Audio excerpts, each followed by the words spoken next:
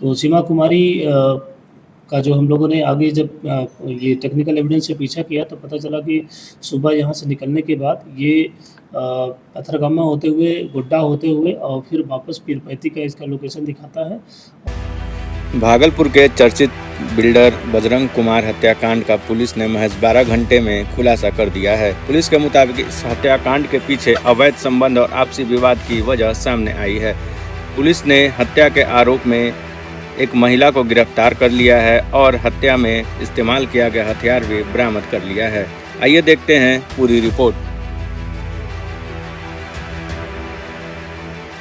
भागलपुर के तिलका मांझी थाना क्षेत्र स्थित एक कार्यालय में बिल्डर बजरंग कुमार की गला रेतकर हत्या कर दी गई थी।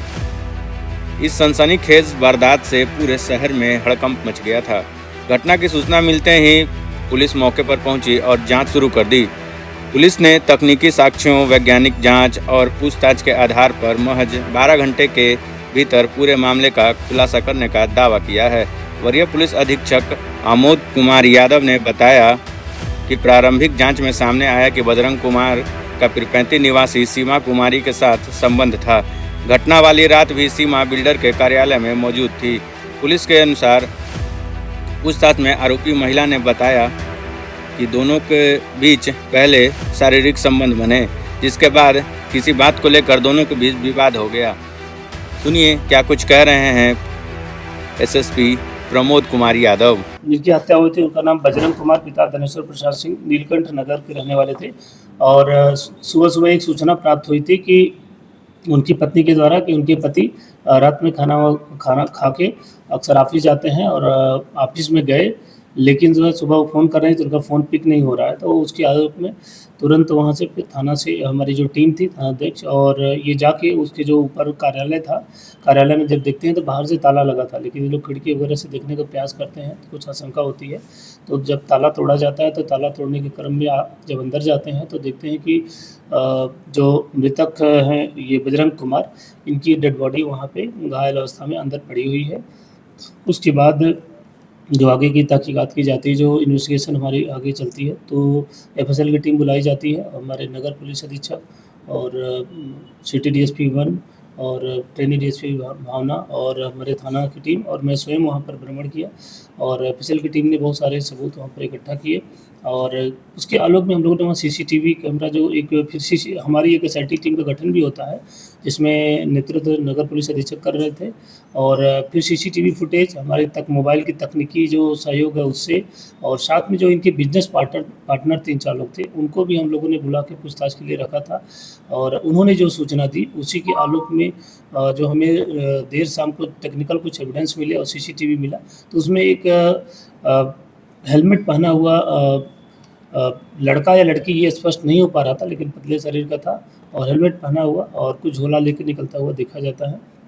तो फिर हम लोग जब उसको तकनीकी रूप से पूछताछ करते हैं और जो मोबाइल की लोकेशन वगैरह के आधार पे, तो हम लोगों को पहला जो एक अभियुक्त थी जो अभी पकड़ी गई है, तो उसका नाम आता है सीमा कुमारी का।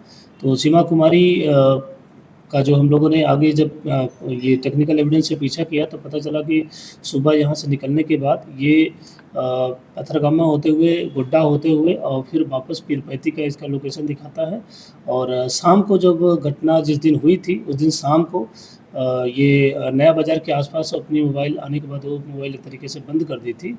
तो जब हम लोगों ने इसको देर रात में इसको डिटेक्ट कर लिया था और डिटेक्ट करने के बाद उसकी गिरफ्तारी के लिए पीरपैंती में छापामारी किया, इसकी गिरफ्तारी हुई और साथ में इस अभियुक्ता के पास से जो भी वहाँ से दबिया जो यूज़ की गई थी मारने में उसको बरामद किया गया, जो खून से लगा कपड़ा था उसको बरामद किया गया, जो झोला सीसीटीवी कैमरा में ले जाती हुई देखी गई थी वह झोला भी खून से लगा हुआ था और उसको वो भी बरामद हुआ। एक ब्लू रंग का जो बैग था उसमें भी खून लगा था, वह भी बरामद हो गया, जो सीसीटीवी में पूरा देखा जा रहा था। तो इस तरीके से इस और साथ में एक झोले में वो जो उसका डॉक्यूमेंट्स बहुत सारे थे, पेपर्स वगैरह प्रॉपर्टी वगैरह से रिलेटेड थे, तो वो सारे पेपर भी लेके चली गई थी।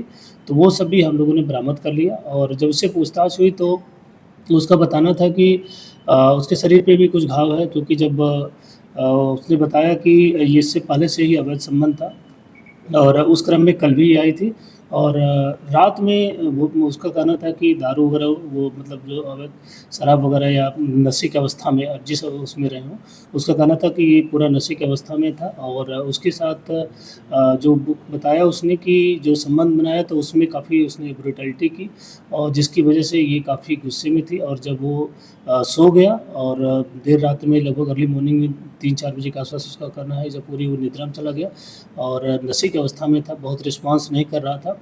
उसके बाद वो गुस्से से उठी और दबिया वहाँ पे क्योंकि मशीन वगैरह थी वो रखी थी, उसको उठाकर उसके गले पे, हाथ पे और चेहरे पे उसने वार किया और काफ़ी स्ट्रगल भी हुआ। वो उस अवस्था में भी इससे दोनों से काफ़ी छीना-झपटी हुई क्योंकि जो अभियुक्ता है इसके शरीर पे भी कई जगह जख्म के निशान हैं और उसका हम लोग मेडिकल भी कराएँगे।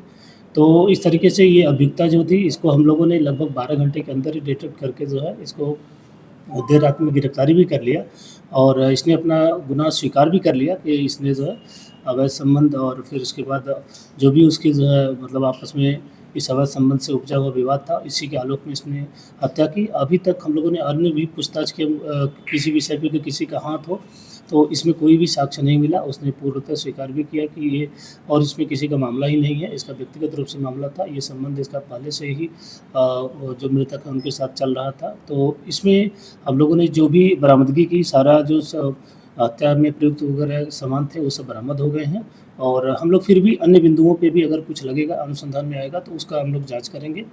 और इस तरीके से ये कहना है कि ये घटना पूर्णतः अवैध संबंध से रिलेटेड थी।